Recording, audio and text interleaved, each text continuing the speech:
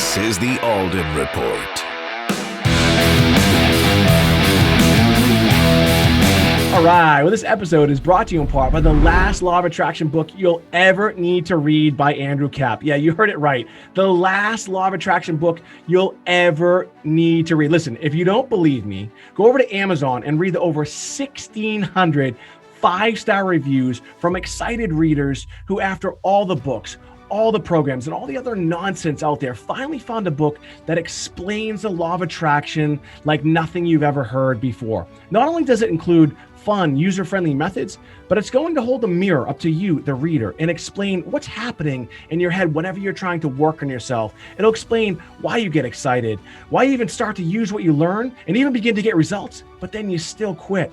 This book will show you how to overcome that, and it's going to show you how to manifest the things that you want most in your life. So check it out by going to lastlawofattractionbook.com. That's lastlawofattractionbook.com. It's going to auto forward you to Amazon, where you can pick it up on Kindle, paperback, or even audiobook. Listen, I've read this book myself. I've even interviewed Andrew on the Alden Report, and I'm telling you, this is in fact the last Law of Attraction book you'll ever need to read, and it's going to change your life. So go ahead and pick up a copy by visiting lastlawofattractionbook.com. That's lastlawofattractionbook.com.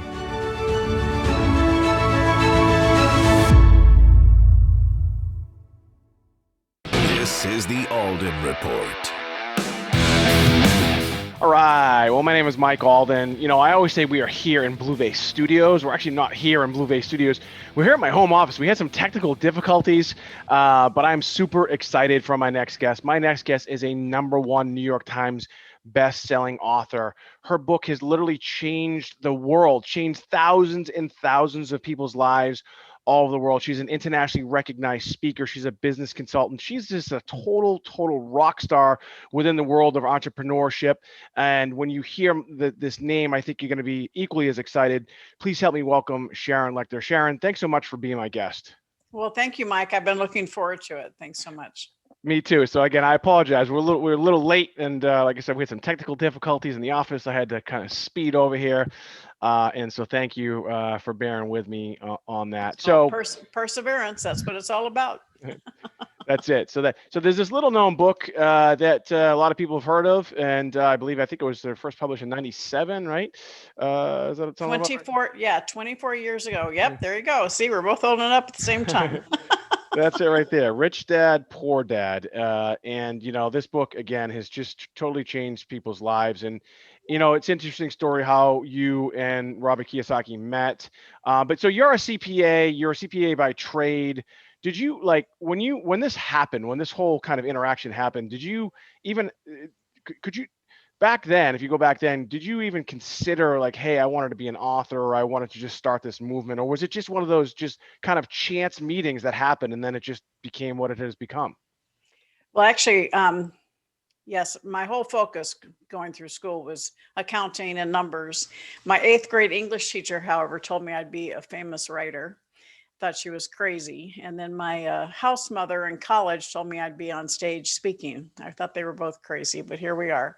And I grew up in a very entrepreneurial home, and I swore I never wanted to be an entrepreneur because I had to go with my dad to scrub out houses between tenants for rental properties. And we lived in a little tiny house between my mom's beauty shop and my dad's car lot. So it was 24/7.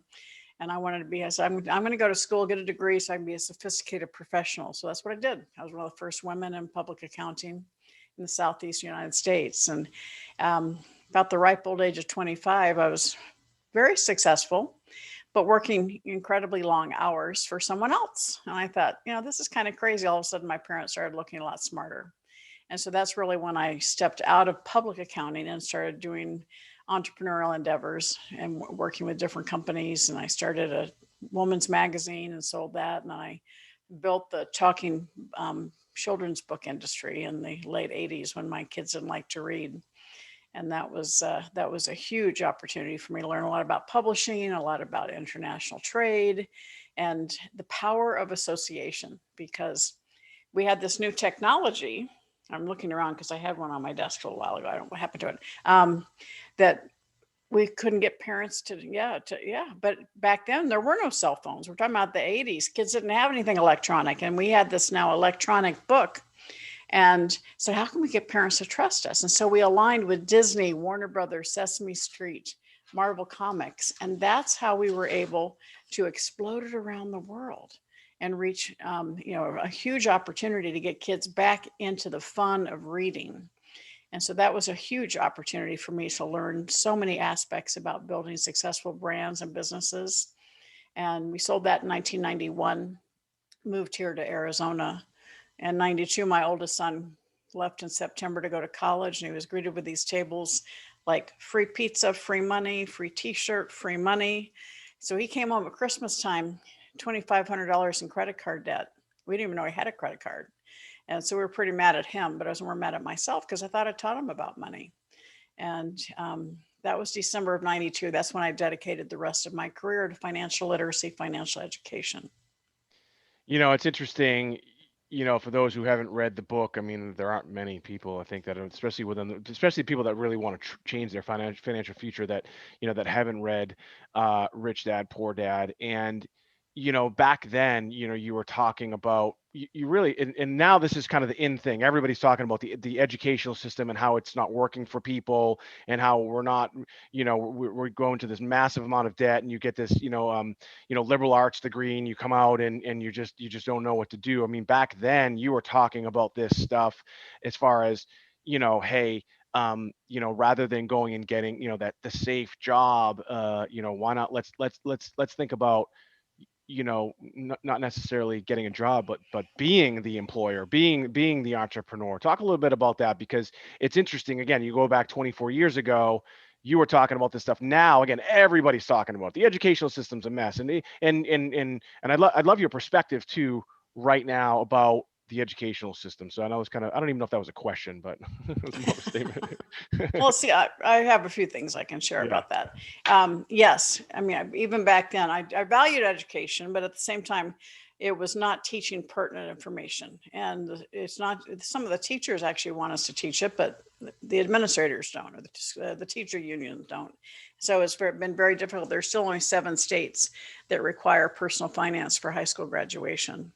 So it has still been something that I carry the banner for. Luckily, when I was on the President's Advisory Council after I left Rich Dad, I was appointed by President Bush and President Obama to be on their President's Advisory Council for Financial Literacy.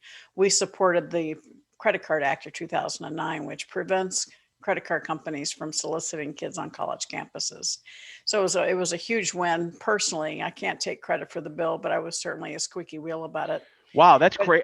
So when you had mentioned your son, like, I remember that going to college, and like, you're there during orientation, like you said, there's just tables lined up, and they're giving you, free Frisbees or a tote bag or what have you, and you're just filling out the information. And you would get, like, they would give it to you almost instantly, or they pretty much guarantee, $250 credit card.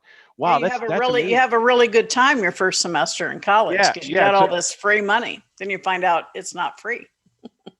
So you have to pay the bill. And I remember in being in law school, and the first week in law school, and they gave us actually a lot of advice, and they said, you can borrow all this money, because you could borrow extra money in law school. They let you do it.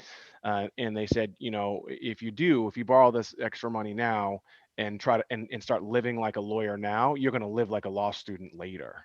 And I just remember that hitting me pretty hard. So I'm sorry, I didn't mean to cut you off. I love that line. Yeah. I'm going to borrow that. My husband's an attorney. I love that. That's a great line. You should use that often. But it's something that the problem is, it's very difficult to adjust anything in the educational system, but we have to keep trying. And that's why we've created products like in the corner here, Thrive Time for Teens, something I created for parents to help teach their kids how important it is on how they use their time and their money. Because as concerned adults, we have to make sure these kids get the information they need. And if, all this conversation around the world about equal opportunity, equal access, if people were really serious about wanting to make sure every child had equal opportunity, they'd make sure there was financial education in school, because that's the only way you level the playing field. You've heard the phrase, the rich get richer, the poor get poorer. That's because they're learning it at home. And so if we want every child to have the opportunity to create success, we need to teach them the fundamentals of money. Because at the end of the day, Mike, you're either a master of your money or your money is a master of you. And so I used to say you're the master of your money or a slave to your money, but I got some pushback in the last year because of not being politically correct. So you're either a master of your money or your money masters you. And so you have a choice. Which one are you going to do? So yeah, I'm definitely one of those people. So I grew up in the projects and, in a, Section 8 housing, single mom, WIC and Salvation Army and all these different government things. And I remember, but here's the interesting thing. I grew up, like very poor. There's a lot worse situations than mine, but it was pretty bad.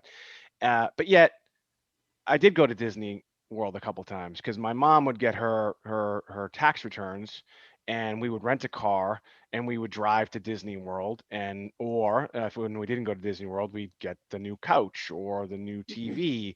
And it was always when we got when my mom got our taxes back. And I'll just tell you, it's a really difficult thing to grow up like that and to change that thought process because no one taught me, you know what I mean? It was, it's from reading books like this and obviously a bunch of others that really, taught me, how to properly handle money. But even at the age of 46, and I've done some pretty big things in my life, sometimes I still forget because I still have that mentality as that kid. Talk a little bit about, the middle class and the lower middle class in their thought process and how to change that. And we'll talk about your book, Exit Rich, obviously, too, but I think it's really important. Well, a lot of people think that I just talk about entrepreneurship, and I don't. I have a money mastery class. It's really, it's not what you do for your paycheck, it's what you do with your paycheck. And what you just talked about, a lot of times people get a bonus or a raise and they go out and they spend it, and if we can train ourselves to say, wait, okay, this is new money, I'm going to invest it. I'm going to turn this into something that supports me because we are trained. School teaches us to be employees. That's how the school system was created for the industrial age, to get people to know how to learn to read and how to run machinery. And so we are programmed to be employees, to exchange time for money. If nothing else you remember from this conversation, instead of exchanging time for money, let's invest our time to buy, build, or create income producing assets that generate money. Okay. Big change in thought process. But when you do that, that becomes an asset that works for you.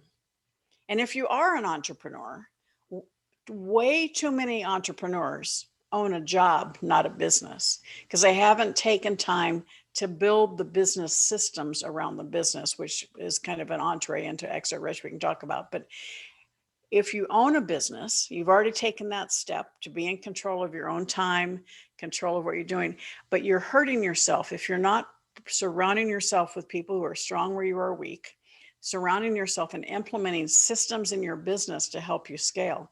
Because you can have a successful business, but you need to make it sustainable and scalable so it can be saleable for it to truly become an economic engine that works for you.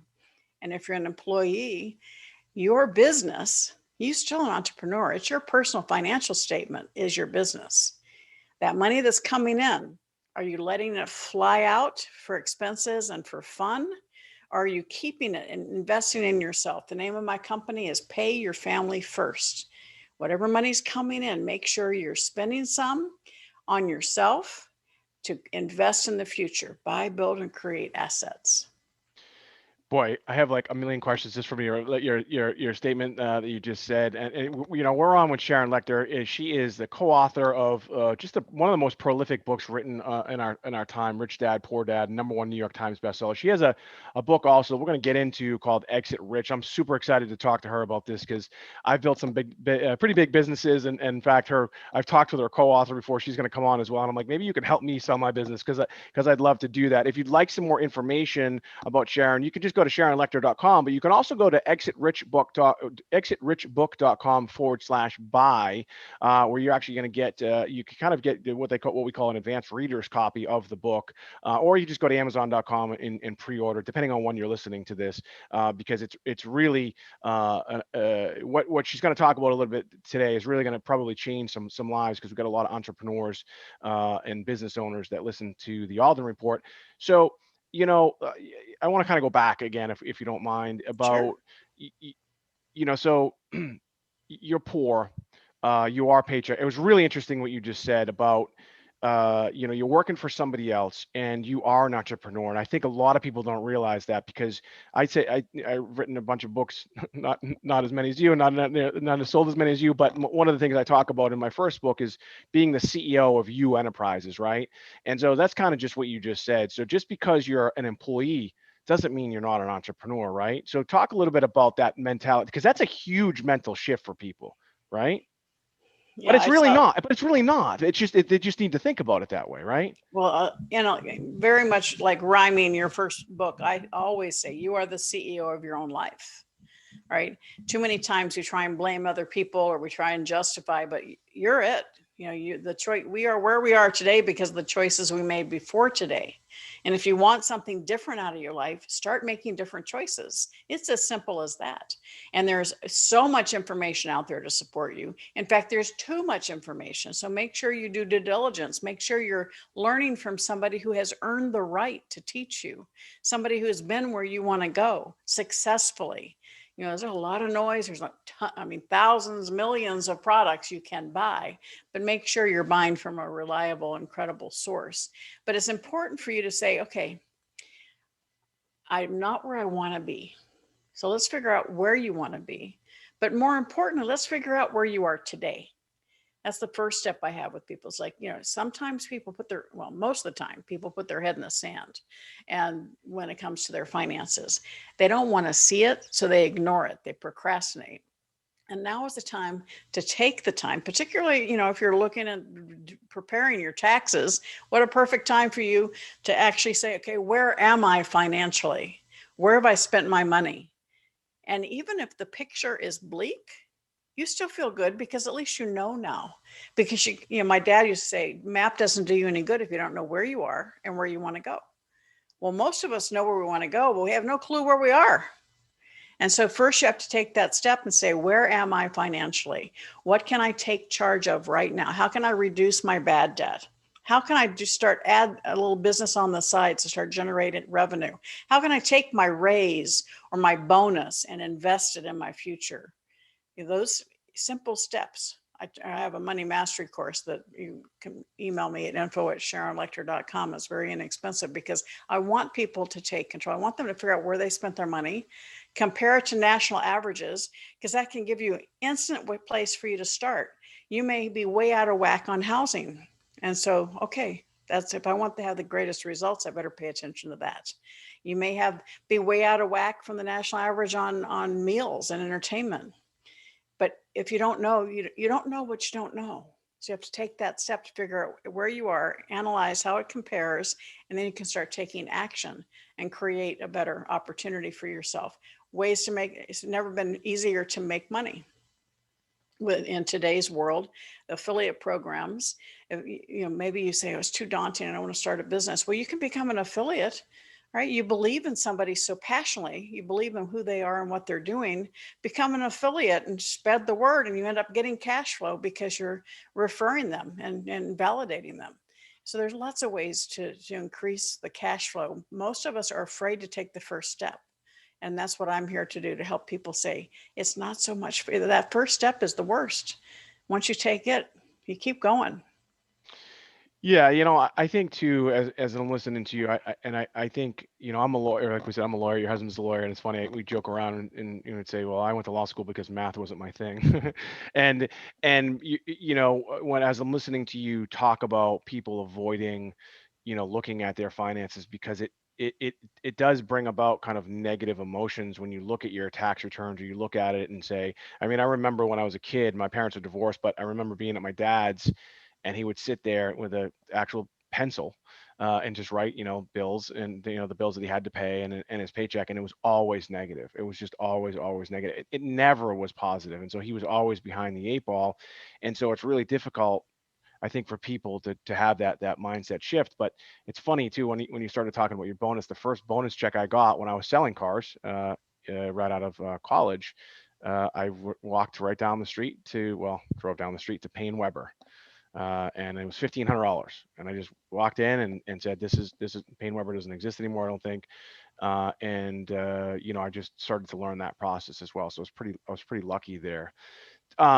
Earlier again, what you do is obviously you are educating people all over the world, and that's really kind of at your core. But the education system, you had mentioned earlier that there are only 7 states that require high school students to have some sort of financial literacy. Let's talk a little bit about the higher education system in colleges and postgraduate degrees. What's your take on what the world is like today? And if someone's in college, I have a 15-year-old daughter, and we were talking about this. She's a freshman, and we're already talking about college. But I even said, hey, you may get to the end of your high school career and decide you don't want to go to college. My ex-wife went bananas. Don't talk like that. Don't say things like that. I go, I just don't know what the world is going to look like right now. She may become an affiliate. She may become a TikTok star. Who knows what she's going to do?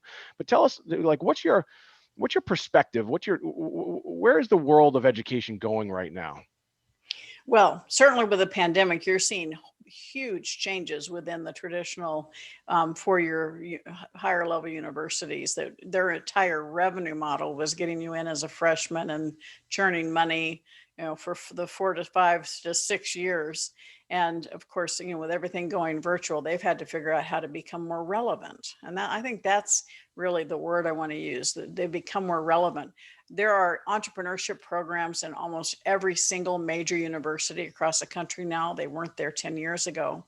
However, many of them are still being taught by professors who have no clue how to be an entrepreneur.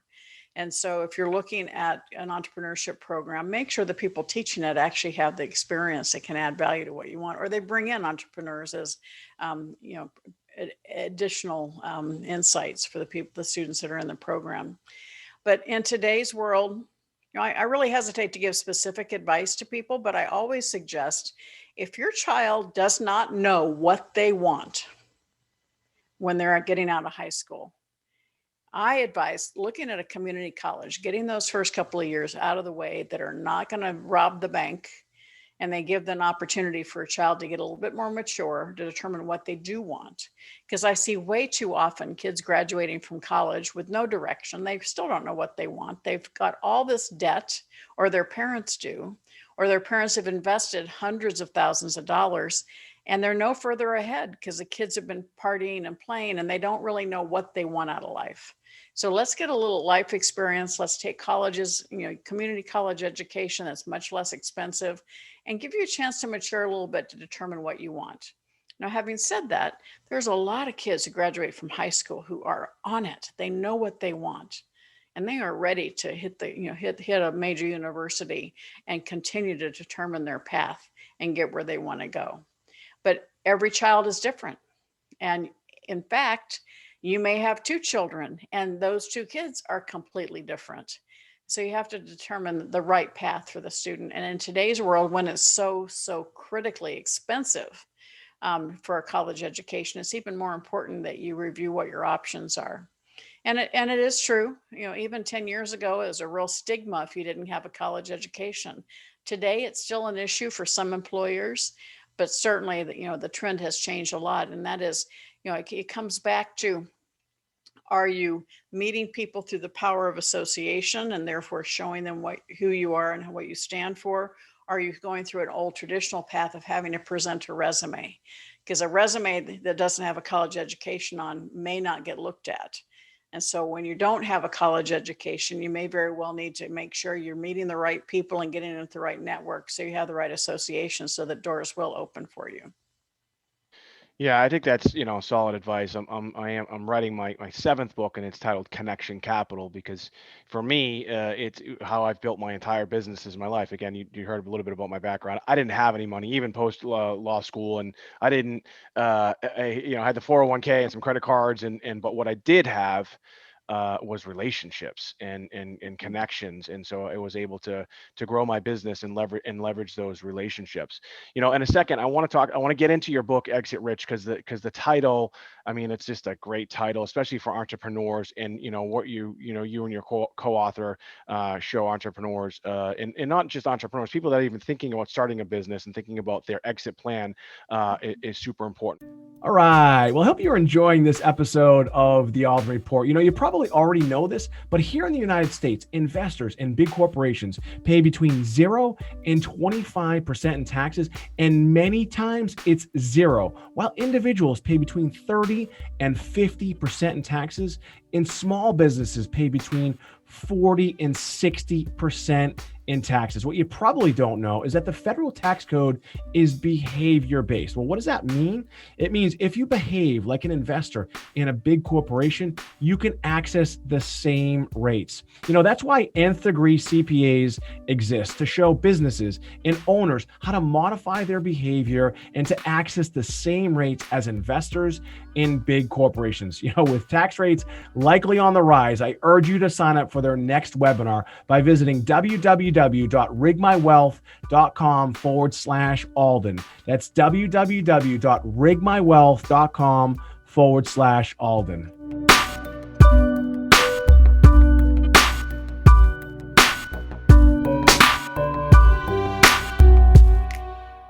We're on with Sharon Lechter. She is a #1 New York Times bestselling author. She's a keynote speaker. She consults with some of the top businesses in the world. She's changed people's lives all over the world. In fact, she was in one of my rooms on Clubhouse, and it was just a beautiful thing. I don't know if you remember, Sharon, but somebody came to the stage and he was almost in tears and talked about how the book Rich Dad, Poor Dad changed his life. And she's doing that today. She continues to put forth that effort because she wants people to have the financial literacy that we all need, especially for those that have really been affected by the pandemic. So if you'd like some more about Sharon Lechter, you can just go to SharonLechter.com.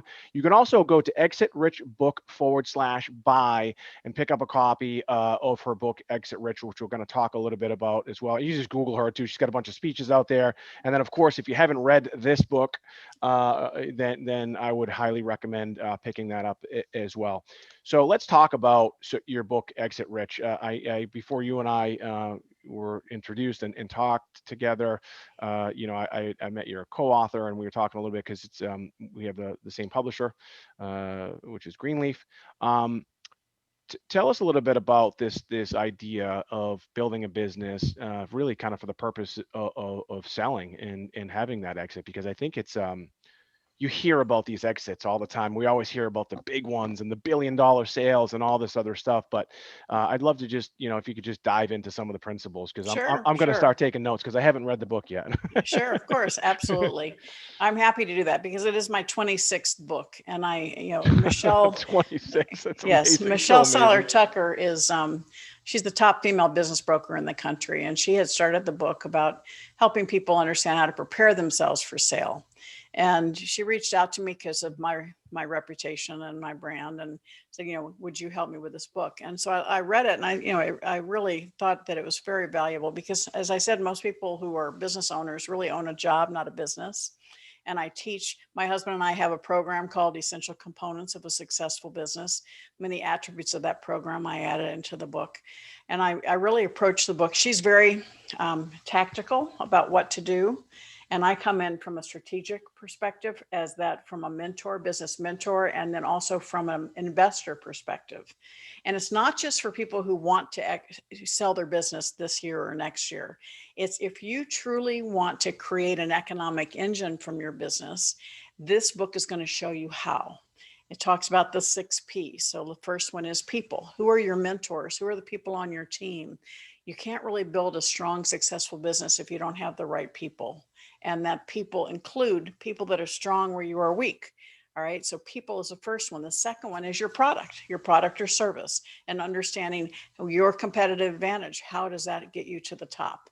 And then your processes. This is what most people skip out on. You cannot scale if you don't have business systems. How do you do what you do? And it's so much easier to manage a system than trying to manage employees' personalities. Create the systems that you can then pick up and duplicate. Imagine like a franchise. You have systems, you have a operating manual, and having that allows you to be able to show a potential suitor or potential buyer, a potential investor, how you do your business. And then proprietary. This is my superpower, intellectual property, identifying the intangible assets of your company, identifying the intellectual property, protecting it, and leveraging it. You probably have 2 or 3 additional streams of income that you could have that you just weren't aware of, because we don't know what we don't know. And so identifying your competitive advantage, identifying what you do differently from someone else, identifying your intellectual property, protecting it, and leveraging it. And then your patrons, your customers, your relationship with your customers. In today's world, Mike, too many people, they're so excited because they have, 100,000 followers on Instagram or Facebook. They're not yours. They belong to Instagram and Facebook, and they determine if you promote something, they determine who sees it. And so you need to create a system. You want that because that's lead generation. You want to be out there. You want to have all those followers, but then you want to have an invitation for them to come home, invitation for them to come into your database where you can nurture them. So let's say if you have 50,000 people in your database, you send out an email, they all get it. Now, whether they open or not is up to discussion, but at least they all get it, unlike Instagram and Facebook. And that database many times brings in more money from a potential buyer than anything, because you've created a relationship, a lifetime value of those customers. And then the last one is profits. Most people just focus on the product and the profits. That means you own a job. And so in the book, we talk about strategically how to position yourself, how to build that foundation.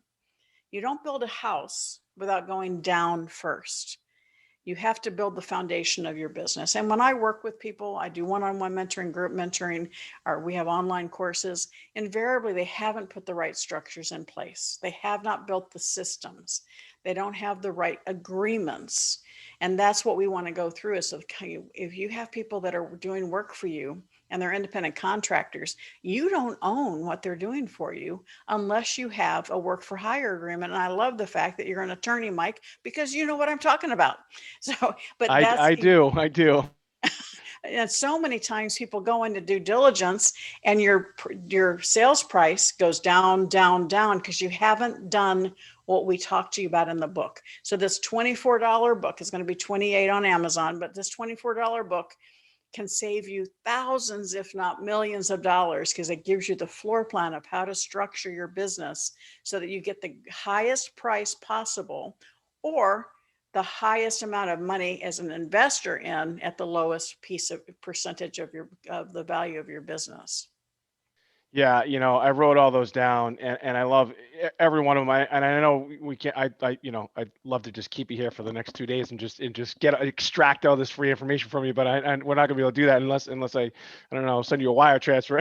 but this, one of the things, because I am a lawyer, and in my last book, Blueprint to Business, I spent a lot of time talking about intellectual property and how important, why that's so important. Because I tell people, that Coca-Cola's really biggest asset, it's two things, I think, really. It's the name, right? And then it's overall trade dress. It's not the formula anymore, because the formula can in fact be knocked off. And so as an entrepreneur, I'd like you to maybe, if you could, just talk a little bit about, why IP or intellectual property is so important. So that's copyrights, right? That's trademarks, it's trade secrets, and obviously, trademarks, right? So let me give you a little comparison. So 35 years ago, if you looked at the Fortune 500 companies, they were 85% bricks and mortar, 15% intangible assets. Today, that's flipped. It's closer to 87, wow. 88% intangible assets, and the 10 to 12% hard assets. And that's, if you think about Uber, Amazon, Airbnb, all right, they're intangible. And the value of their company is 100% intellectual property, because they've been able to solve a problem or serve a need. And the valuation of that has gone through the roof. Look at Amazon, all right? They wanted to start to be just a distribution company, and now they're the most powerful company because they have created the systems Okay, I want to come back to systems, because intellectual property includes not just your logo, not just your formula, not just your name, not just your database, but when you solve a problem or serve a need, you create intellectual property, and you want to highlight that, you want to protect it. And you can protect it in many ways. My husband uses the term, my husband is an intellectual property attorney. So he's been the business brain behind the licensing strategy that we use for the talking book companies, as well as for Rich Dad. And so this is our superpower. I get so excited when I talk about intellectual property. Me too. Most people kind of glaze over, like, lay back in their chair, but that's where you see value increase before your eyes. When you write your book, you're taking your brilliance from here and creating an asset that can help millions of people. And that's intellectual property. What does it cost you? Not a lot, but the value, priceless. All right. When we first started Rich Dad Poor Dad, Robert and I each put in $1,500 for the first 1,000 books. We never had to put any more money in the company. We didn't take salary for several years. We just kept pumping the money back into the company so we could grow and meet the demand. But we got thousands of people working for us through licensing, other people's money, time, and resources. That's intellectual property. We wanted an infomercial. Well, Time Life came to us. They used their time, process, and resources and licensed our intellectual property. And I only had to deal CEO to CEO. I didn't have to deal with those thousands of people. And it was a nice thing. And you know what? I got checks. I love royalties. And then I did that same thing when we went into over 100 countries, over 50 languages. We just did a deal with the company that was there, number one in the field. They licensed our books, our products. They translated them. They did the marketing. They did the distribution, and we got checks. And so that's all part of that intangible asset. So it's not just your name, your logo, your database, your formulas. It's also those relationships. And if those relationships are defined in licensing, because you have a trademark, well, you want to license that to someone, but you have to make sure you're using the right attorney, because you have to understand you have to protect your trademark. So you have to have quality control, feedback loops. And you can tell I can talk about this all day, can't you? I get really excited about it. It's important. It's really important. Yeah, keep going. Well, it levels the playing field for all of you. We've all had things that stopped us in our tracks. Hey, I lost my son 8.5 years ago. There's nothing worse. You may have had a death, a divorce, a financial setback, but you got through it. You're still here for a reason. And what you've experienced can help others going through the same thing. So if you can take what you've been through and what you share and your knowledge, your expertise, and put it in a written form, imagine the people you can help who can't access you one-on-one.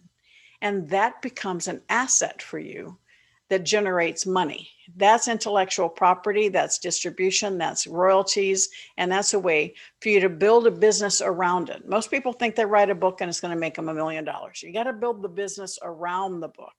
Exit Rich. This tells you how to build the business around your book so that you have something, becomes an economic engine that works for you when you sleep. So that instead of you exchanging time for money, you've invested your time in writing the book. You've invested your time in building the business. You've invested your time in doing your due diligence and finding the right partners, the right companies that can support you. And all of a sudden you start finding you're getting your time back because they're doing the work. And all of a sudden you don't have to be 24/7. You can actually take a vacation, which is a beautiful thing, and not worry about it because you come back and your business is bigger and stronger than when you left. Yeah, again, I'm just smiling, like my face is smiling, my body, the inside, I'm smiling because it is so important. And the way you described and talk about it, like you said, because a lot of lawyers can get caught up in the legalese and just make it seem, complicated. And I think when people hear the term trademark, copyright, trade dress, trade secret, they start to just gloss over. But like you said, though, it's actually not that complicated and it's not that expensive. But as you just said, I mean, it is the foundation. It is the most important thing, I think, for any business. And it's really awesome what you just said, too, is you built your empire based off of A copyright. And that's it. And obviously maybe in the trademark Rich Dad Poor Dad, which you can't do in books, but you can do it for everything else, for courses and T-shirts and trainings and all that other stuff.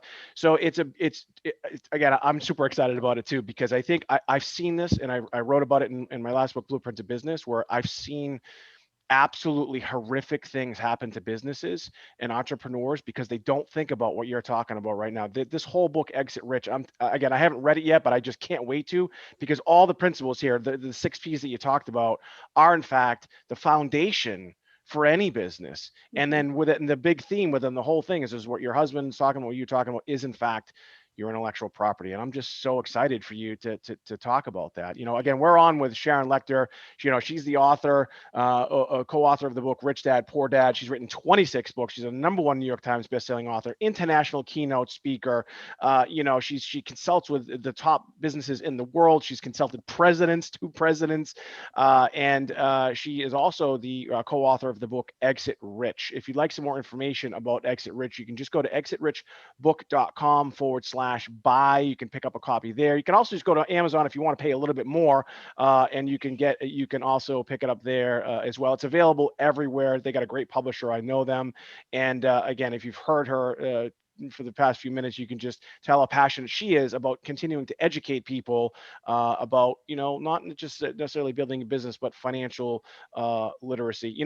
We've been going for a while, and I know you don't have a lot of time, but before we let you go, do you have any last thoughts or some things that you can say, maybe some nuggets, as we like to say on Clubhouse, where you and I kind of connected, for those listening, on some of maybe the things that they should definitely be paying attention to, whether they're an entrepreneur, whether they're an employee, or maybe whether they're thinking about becoming an entrepreneur? Well, I think when I made the decision to leave public accounting and go into entrepreneurship, it was because I said, why not? A lot of people keep waiting for their why. And that's, when you have that, you're waiting for someone else to give you an answer.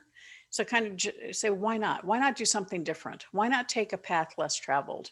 Why not create your own path? Instead of going with the flow, create the road less traveled and solve a problem or serve a need. The most successful companies around the world solve a problem and serve a need. And we have a few of those right now. And it's never been easier to start a business, but don't feel paranoid. Right? If you have a job and you feel like you get stressed out thinking about walking away from your paycheck, don't do it. But I bet you could carve out 5 hours a week to start doing something on the side.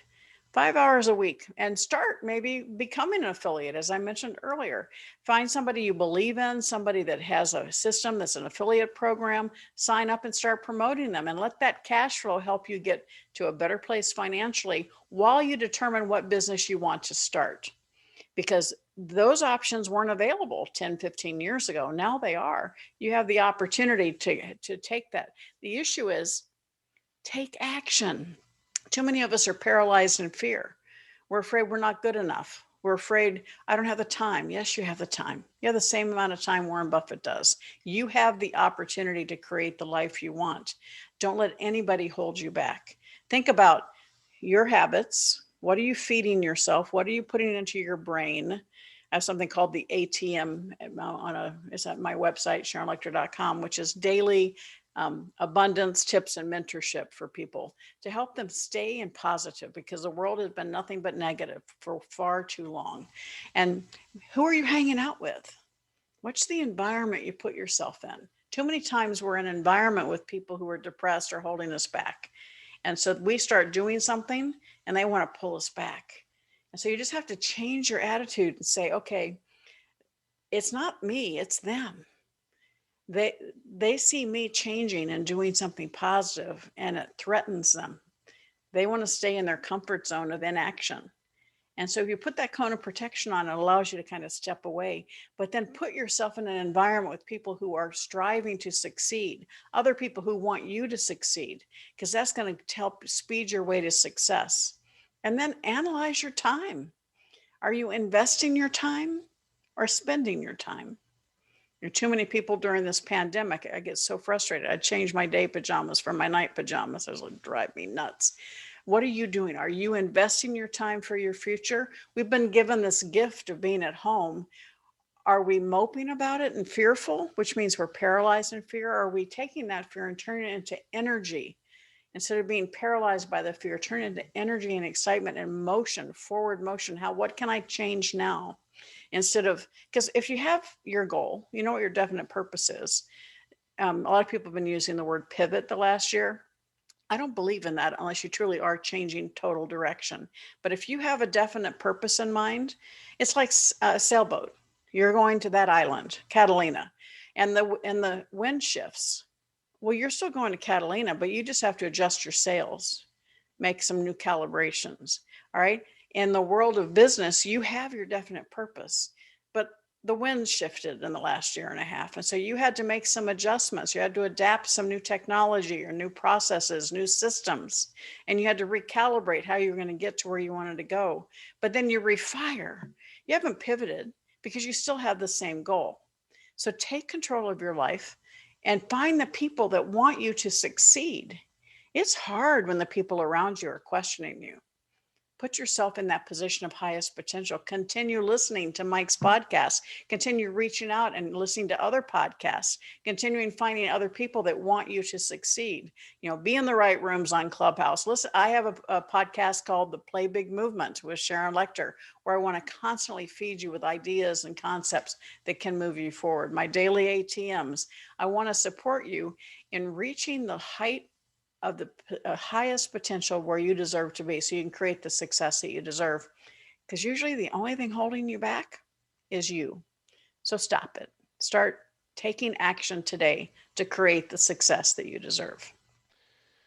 Wow. That was just amazing. And a lot of people say that just to say that so they can hear them. They just want to again cap it, but just, again, I got chills just listening to you, and I'm truly grateful, like my hat says here, which by the way is a brand that I own called Wicked Happy, which I do own the intellectual property on.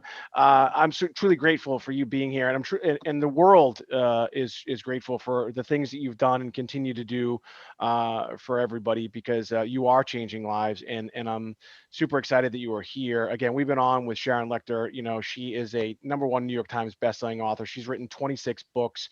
Her books are sold all over the world, multiple languages. She's spoken all over the world. She is one of the most influential people within the world of success, and she's here on the Alden Report to share with us the information that she just shared with us. If you've been listening to this podcast, I tell you to rewind it and just keep listening to it over and over again, because the information that she's given to us, by the way, people pay her tens of thousands, if not hundreds of thousands of dollars just to sit down with her because of her experience and her intellectual property that she's developed throughout the years. If you'd like some more information about Sharon, you can go to SharonLecter.com.